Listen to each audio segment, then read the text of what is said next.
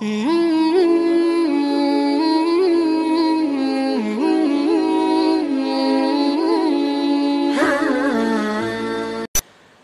صفات کا مسئلہ بڑا ٹیڑھا ہے، اس لیے کہ اس میں ایک پیچیدگی ہے۔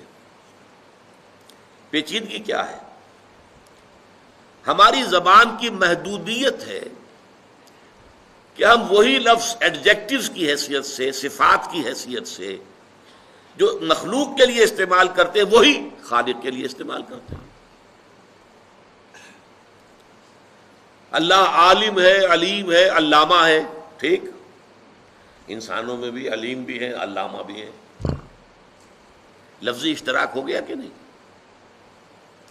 اللہ کا بھی وجود ہے، ہمارا بھی وجود ہے، اللہ میں بھی قدرت ہے، ہم میں بھی قدرت ہے، اللہ بصیر ہے، ہم بھی بصیر ہیں، اللہ سمیع ہے، ہم بھی سمیع ہیں۔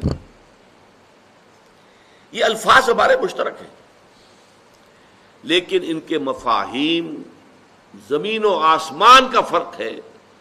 جب ایک لفظ اللہ کے لیے بولا جائے گا تو اس کا مفہوم کیا ہوگا، اور جب وہی لفظ مخلوق میں سے کسی کے لیے بولا جائے گا تو اس کا مفہوم کیا ہوگا، زمین و آسمان کا فرق۔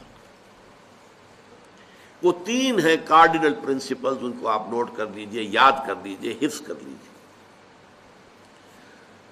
اللہ کا وجود ذاتی ہے، کسی اور نے انہیں عطا نہیں کیا ہے۔ مخلوق کا وجود ذاتی نہیں ہے، عطائی ہے، اللہ نے وجود دیا ہے تو ہوا۔ اسی طرح اللہ کی صفت ذاتی ہے، کسی کی عطا کردہ نہیں ہے۔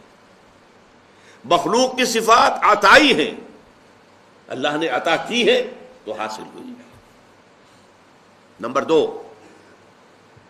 اللہ کا وجود قدیم ہے، ہمیشہ سے، ہمیشہ سے، ہمیشہ سے۔ مخلوقات کا وجود حادث ہے، پہلے نہیں تھا پھر ہو گیا۔ اسی طرح اللہ کی صفات بھی قدیم ہیں، ہمیشہ سے ہیں،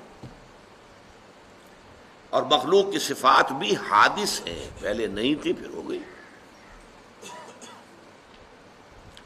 اللہ کا وجود لا متناہی ہے، لا متناہی، باؤنڈ لیس، مطلق، بے انتہا، اور مخلوقات کا وجود متناہی ہے، لمیٹڈ ہے، محدود ہے۔ اسی طرح اللہ کی صفت غیر متناہی،